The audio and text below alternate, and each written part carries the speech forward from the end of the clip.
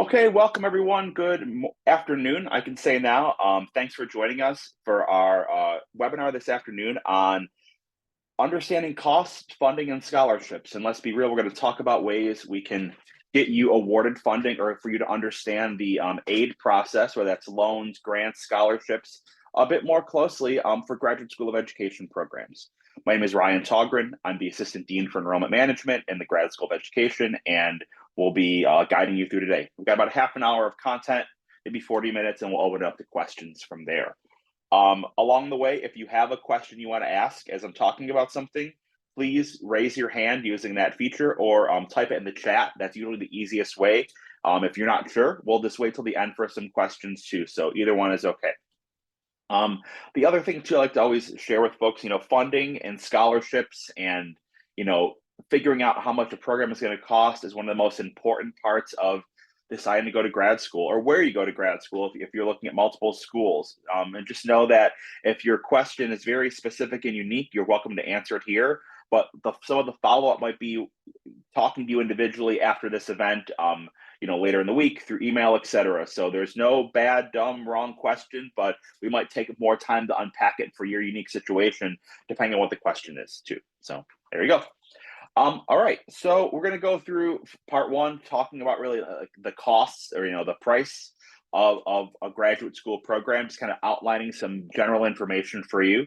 We'll talk about scholarships, fellowships, and assistantships, how to find them, what the process is like, which is I think an important part for our school, and going from there and talking about what you may have available for you. So just to give you the heads up there.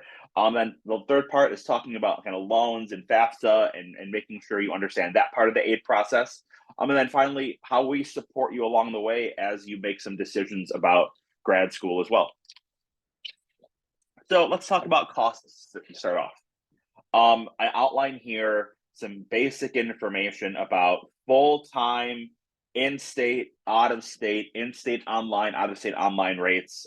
This is tuition and fees for a student. So these are just numbers that can give you some guideposts to total cost of a program, something to be mindful of, right? You divide that out if you're in a part-time program, right? Cut it in half if you're taking, you can take two classes a semester and things like that. You want to be mindful of this as you're thinking about things for yourself.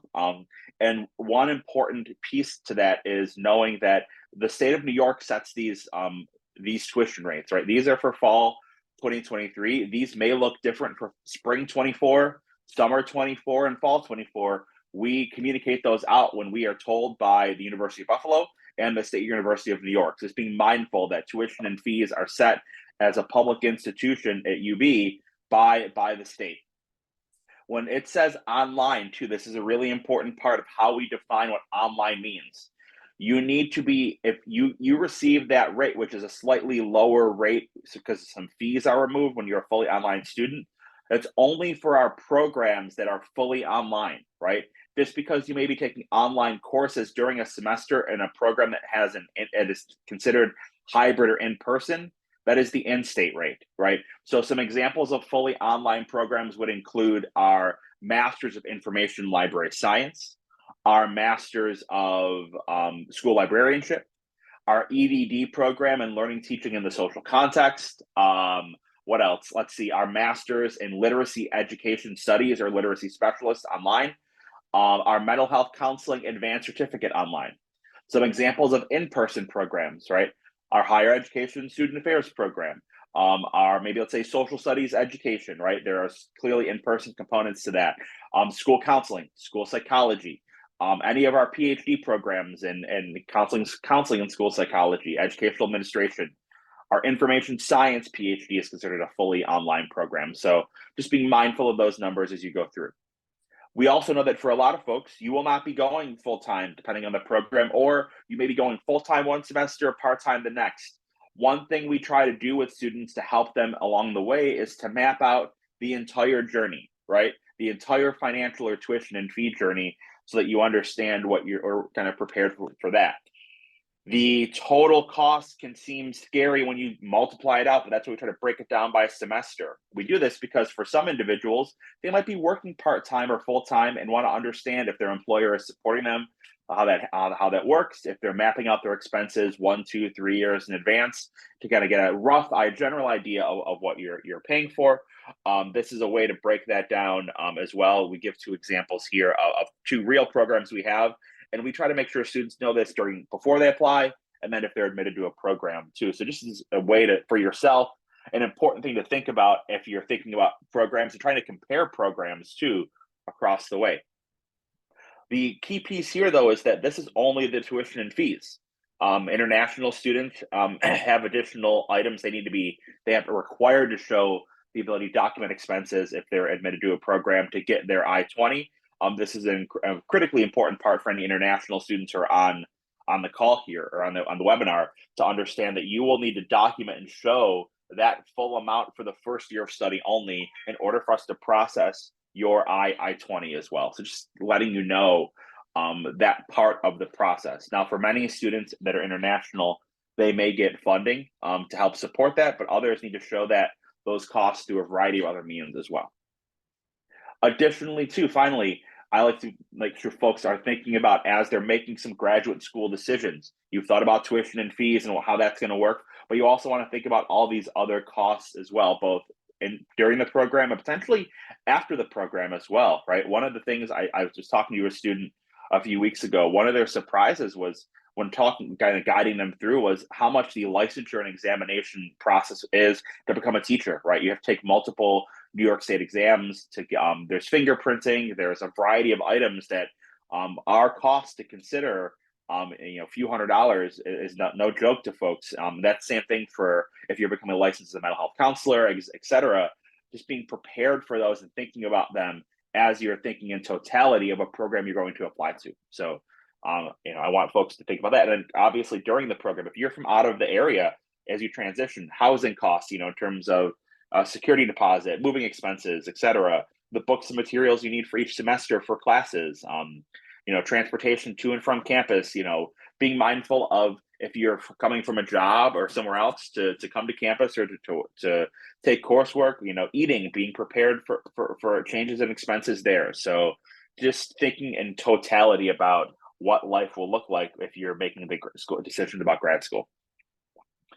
All right, so any questions about costs and tuition that I can answer from the first few minutes?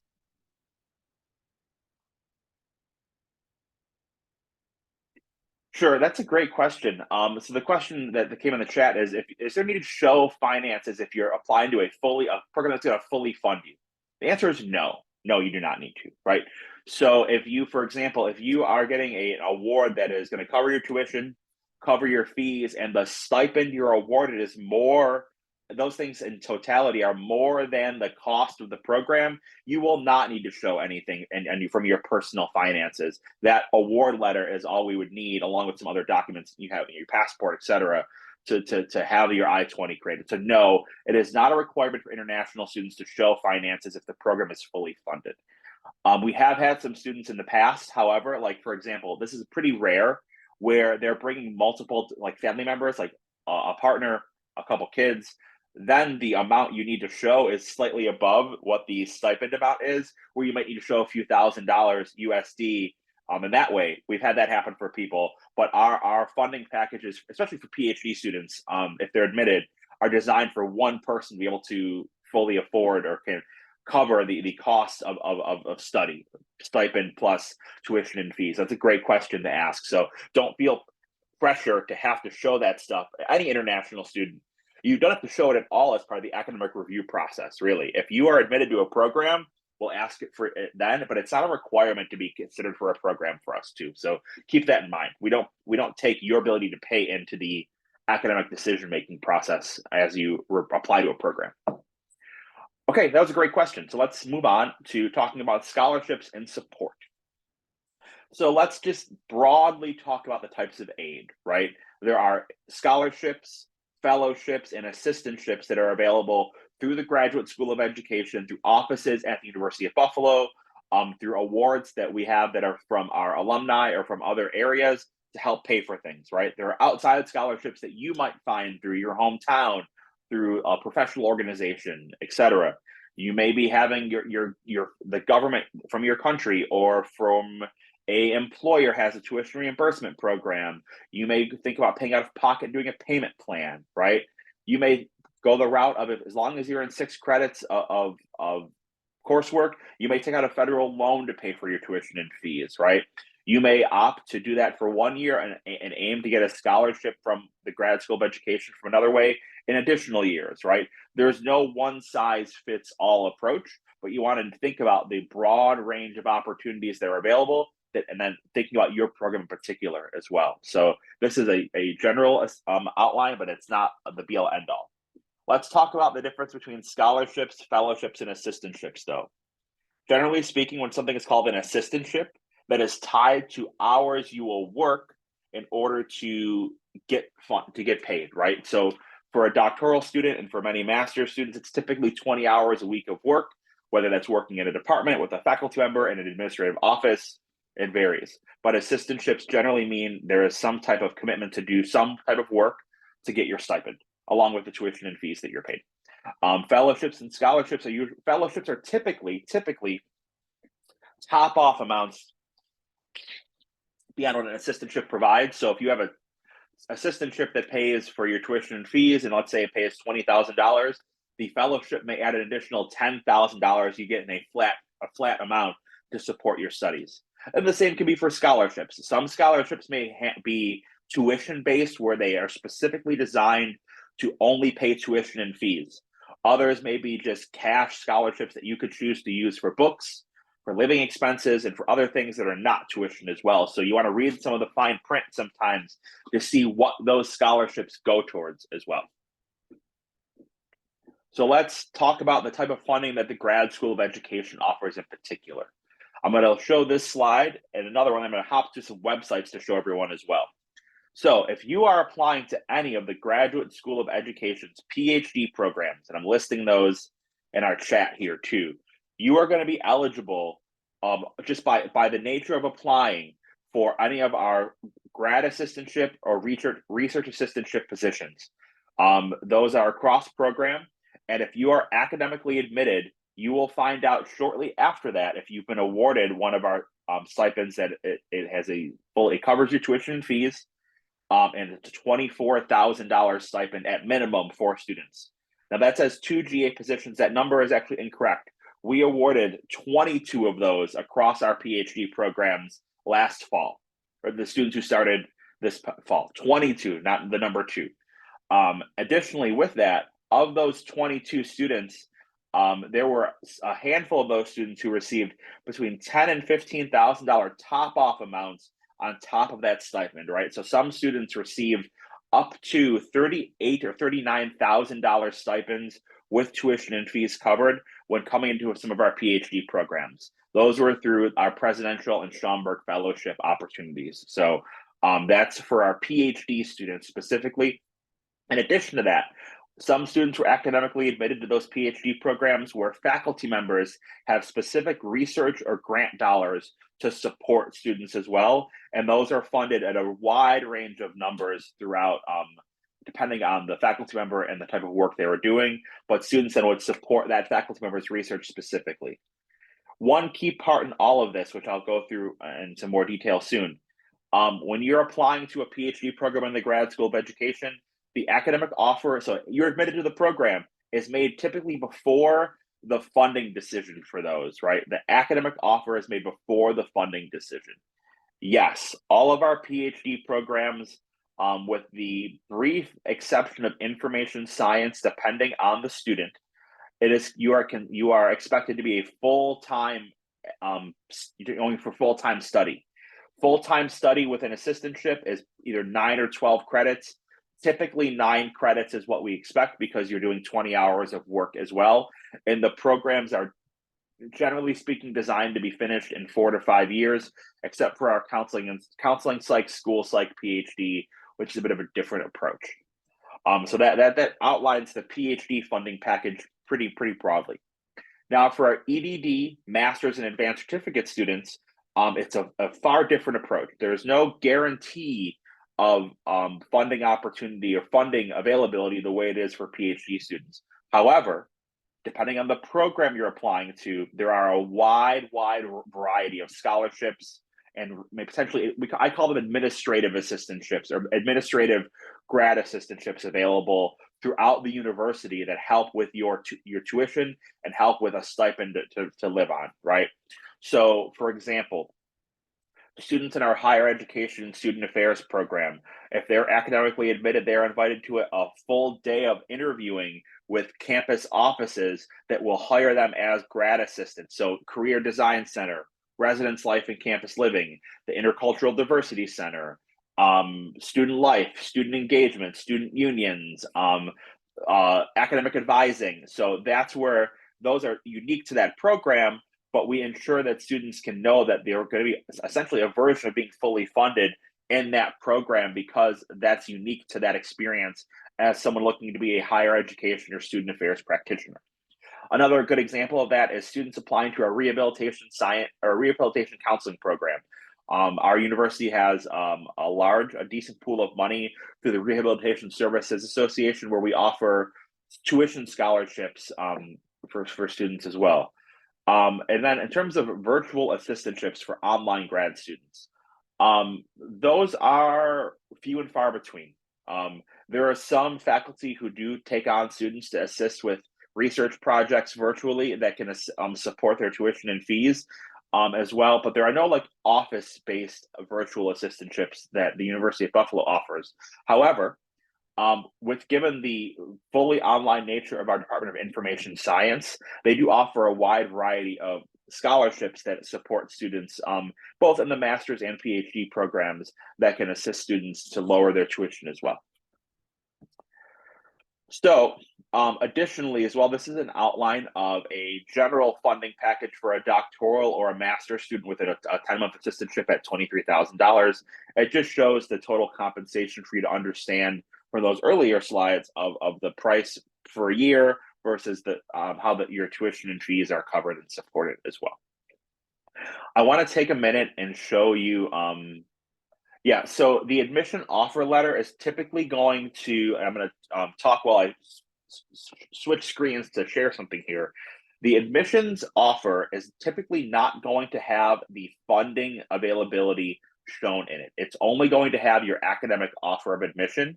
And about 1 to 2 weeks, 2 to 3 weeks after is when funding decisions are formally communicated out. So just because you received an admission offer, you have to hold tight on the type of funding package that will likely be available for you, especially if for a PhD program. I want to share a few really important websites with folks, because a lot of the information I'm providing to you is outlined the process of award consideration, the number of assistantships that are available, what those assistantships include, the fellowships I just spoke about, and then a list of every other scholarship that students have as new or continuing students that we award is listed on one of our websites, so that you can see very clearly what is possible for you as you go through and consider applying to a program, right? I want to make sure students know that I was kind of heavy on the PhD component, but all of the A to Z listing of GSE specific scholarships as well. We list these on the website so that you can look at them and see what you may be considered for. One important part of looking at these is most, if not every single one, is considered or awarded without the student applying specifically to it, unless you're a continuing or current student within a program, right? So with that, for example, this Callahan scholarship, faculty members nominate or find students based on their admission application in order to award these if it's for a new student. When continuing students receive these scholarships, they can ask an advisor or they can self-nominate, but it's dependent upon the scholarship itself. Additionally, if you're admitted to a program, we have a portal called Academic Works where you can be matched for scholarships. Similarly, as a new student who has accepted an offer of admission here, or a continuing student as well. So we have a variety of ways to do this for students. So there are a variety of options. A question came in about, are you eligible for scholarships if you're enrolling in spring 2024? Um, some of the master's level scholarships may be available for a new student, but typically speaking, the assistantships and fellowships are for summer or typically fall start students only.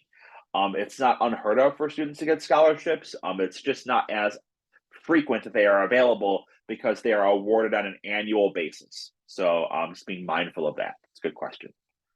One other item too.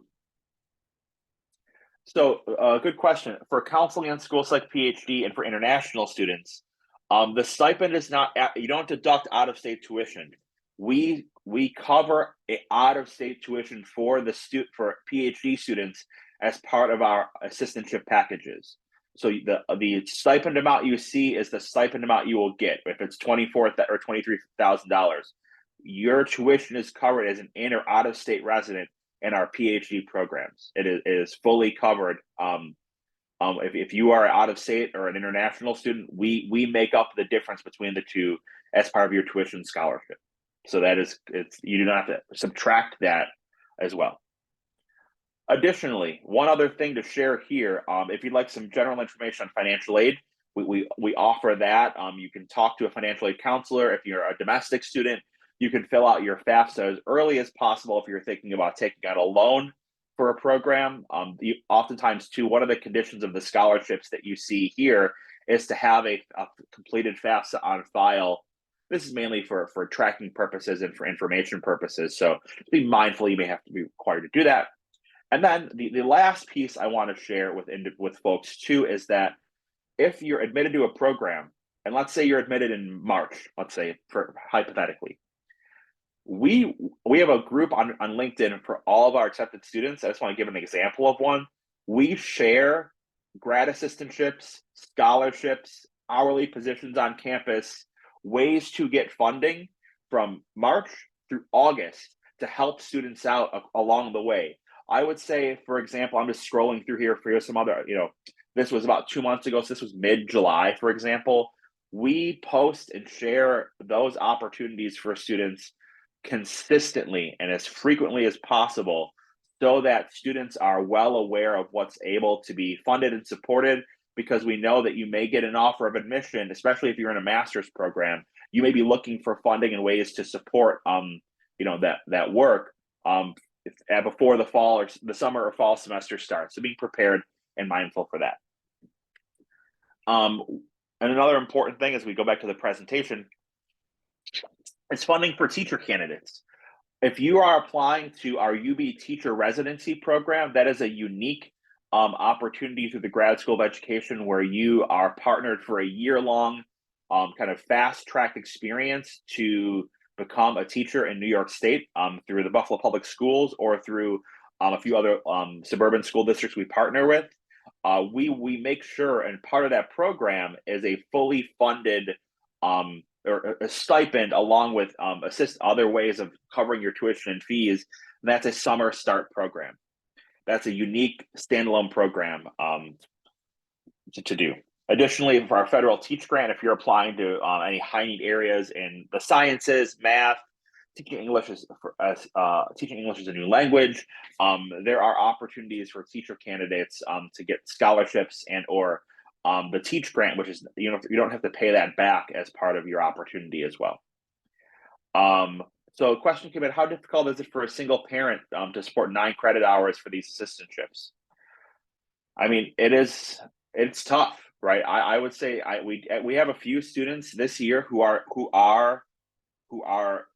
actually our single parents who started their PhD programs. One is in our curriculum instruction, the science of learning program. One is in our counseling and school psychology program. I will not sugarcoat it. I know that it is not difficult or not easy. Also, those individuals received fellowships too. So they were at the $38,000 rate, not the $24,000. But balancing out, your courses sometimes can be during the day, ideally, depending on, how many kids you have, what your life situation looks like.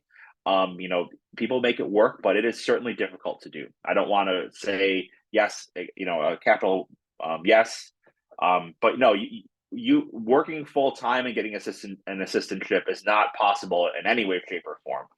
There's actually requirements that you cannot work additional hours to a certain number outside of the assistantship while in a PhD program. So that's not a possibility here. So taking 9 graduate credit hours, working a full-time job, and doing a 20-hour week assistantship, that you'd be working 60 hours a week on top of your graduate work, and that is not sustainable or safe for any person. It's not that we don't want you to. We just need to be mindful of that's not sustainable. It's not helpful for an individual. So just want to be mindful of that. Back to funding for teacher candidates, we offer a variety of ways to help individuals lower the cost of a teacher preparation program, as I mentioned here. And if you're someone who has a unique interest in understanding the unique needs of an urban school district or a high needs school district, for lack of a better term, the teacher residency program is one that offers living stipends and some of that information and some opportunities there as well. And we do have a number of folks who consider that are coming from, they're working parents, working professionals, doing a career change, and potentially this opportunity is a way to make becoming a teacher work for them too. Okay, how do I apply for these funds? I mentioned this before. Generally speaking, you don't have to apply. Your application to your program is how you're getting considered for those funds, right? Because it's certain faculty looking at an application. It is a committee for the program. The information in your personal statements helps identify what you might be eligible for. So there's no additional paragraph or statement usually that we need for most of our funding opportunities. Also, as well, as I mentioned, a key piece is that funding is rarely offered the second you're admitted academically, and we try to turn those funding decisions around as quickly as possible too. We will guide you to as many scholarship and fellowship opportunities as well across GSE, knowing that for some folks, they're going to make it work, and others will have to have some difficult conversations to see if this is the right fit at the right time. And we never want to guarantee it's going to work, but we also want to do as much as we can to make kind of your dreams or your kind of dream program work for you.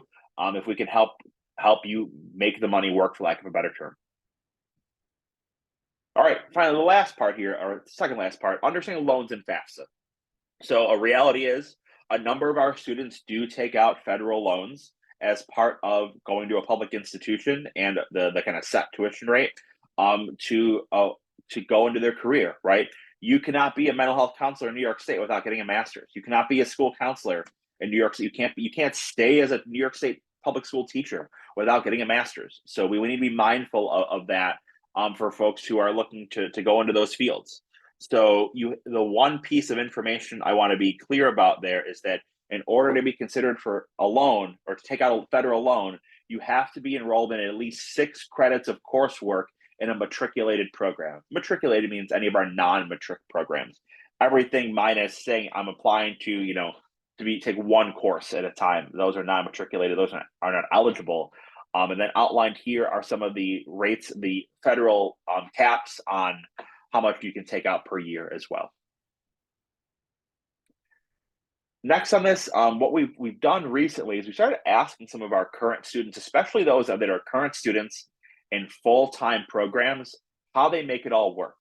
How do you do this while taking coursework during the day, potentially doing shadowing or internship or clinical experiences, working part-time, etc. I share this to give a variety of options of what some folks are doing who are thinking about full-time programs, even some who are in part-time programs, how they make it all work, right? So what we've learned from talking with our current students who are in years 1, 2, 3 of a program, if they're not fully funded, is they're working part-time. They're finding jobs on campus oftentimes to support that. They're finding bachelor's degree required options in human services or a related area. They're working in after school or before school programs like YMCAs or other things in their local community here in Buffalo to get related experience while also going in a program that works with kids, for example. That's a great opportunity. They're nannying, they're babysitting, they're working as in-home respite care for individuals. There's a lot of opportunities available that I never even thought of that can help you lower the cost or make the money you need to live on, right, while you're going to school work. Especially because a lot of times you can map out from, if you're admitted, you can know pretty specifically from a coursework perspective when your courses are going to be each semester to see what kind of jobs are going to fit there. And some of the reality is for a semester, potentially a little bit longer or a year, depending on the program, you have an internship experience or a clinical experience required for those hours you need to get licensed in an area too. And so as I walk through, on average, and we've seen students working anywhere between 15 and 25 hours a week while taking full-time coursework to make, getting a master's or getting a certificate to become a teacher work for them. And then part 4, finally, support from UB offices as well. If you're admitted to one of our programs, we'd like to be clear. We are going to help and share out as many funding opportunities as possible. When I say we, I'm thinking of the Graduate School of Education Admissions Office, your faculty advisor, and potentially if you have a staff advisor as well, the department you're in. We're going to share as much information as possible with you. Maybe not from day one, and then continually throughout the process. From, let's say, if you're admitted as early as, let's say, February for the fall semester or the summer semester, all the way through before that your courses start to help you figure out how to make these things work. We don't know. No two students have the same situation, so we're here to answer those questions as you consider this too. So the other piece that's important to keep in mind as you're thinking about all this, I'm a type A personality who wants to think of everything before making a decision. One thing to be mindful of too is you're using estimates for your tuition and fees as you make this transition. You're not billed for your coursework until, let's say, for the fall semester. You're not billed for your coursework until you're actually registered for your courses, which might not be until July or August. So you might not know the exact amount of your tuition and fees until then. We can get a pretty good idea of what the price is going to be. We can get a pretty close estimate of what those will be as well. Okay, so that is the 30-minute overview of scholarships, fellowships, funding, and understanding kind of how that process works with Graduate School of Education programs. What other questions can I answer from folks that are here? How else can I guide you through some things you're thinking about as you think about applying to a program and as you think about moving forward? I'll stop sharing and kind of open up for questions. As I'm waiting for some questions, again, put it in the chat or raise your hand. You can unmute yourself, are great. Every program we have, almost every program we have, if you're admitted to a program, we will offer a unique and standalone accepted student event with faculty members, a member of our admissions office, and some current students to talk through some of the realities of funding availability and personal finance. If you have questions about jobs, scholarships, etc., we try to support students through those items to ensure they have those answers once they're admitted, but before they make the decision to accept that offer and plan to enroll in GSE as well. Sure. So a question came in: if you're admitted for spring 24, how likely would it be they can be awarded funding or scholarships for the following fall 24 semester? Because we go spring 24 and then fall 24.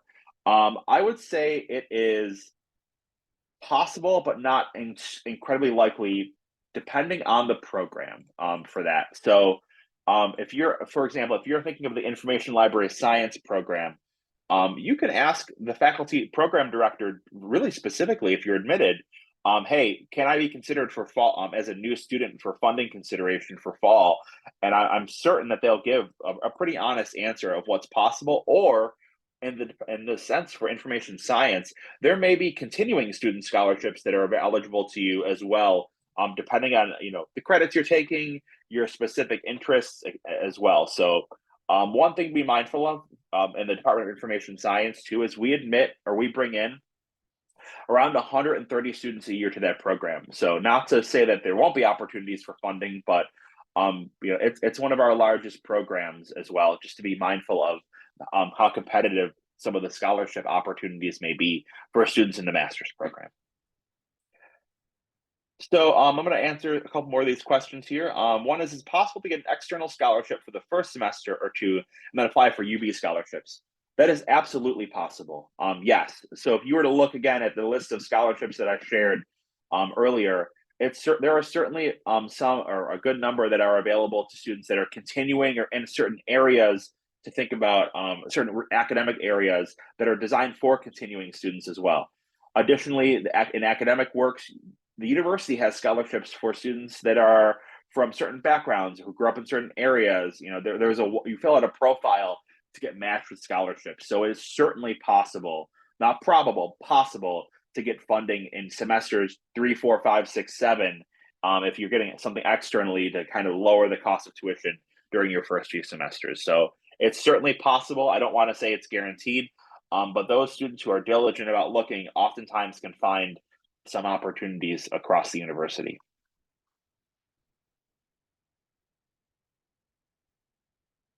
How many PhD students are admitted to the Department of Library Science PhD program? So we bring in between 7 and 9 students a year for that program. And in fact, we're about to announce that for this year, we'll be bringing in three to four fully in-person students to do a full-time PhD experience, along with 3 or 4 part-time fully online students this year for the PhD program in information science. So we're finalizing details on what that will look like for students, but I can let you know that now. So that's roughly speaking the approximate number we accept. In the past few years, we brought in 7 or 8 students per year in the program, and for science PhD. We get about 50 to 60 applications for that program too per year. So just being mindful of the competitiveness of the program too. The counseling school psych PhD. That's a great question. So we bring in about 6 or 7 students per year into the counseling and school psych PhD program. Maybe a few more individual faculty members have their own funding where they can bring on a student. And we get approximately 80 to 90 applications per year for that PhD program. So thanks for asking. Any other questions that I can answer for folks? One thing too, if you want to have some individual follow-up, you've got some specific questions, you want to talk about your own personal situation, I put the email address for our office, the phone number as well. One thing I like to kind of frame for folks, our admissions team, we are the go-between between the the faculty who make the decisions on programs and you, right? So we do not make any admission decisions ourselves, but we're here to kind of serve as the bridge for folks between things you want to know about and the realities of the program and who are doing the review. So our goal is to make the application your application as strong as possible, but we don't want to guarantee anyone anything or set anyone up for kind of failure in that way.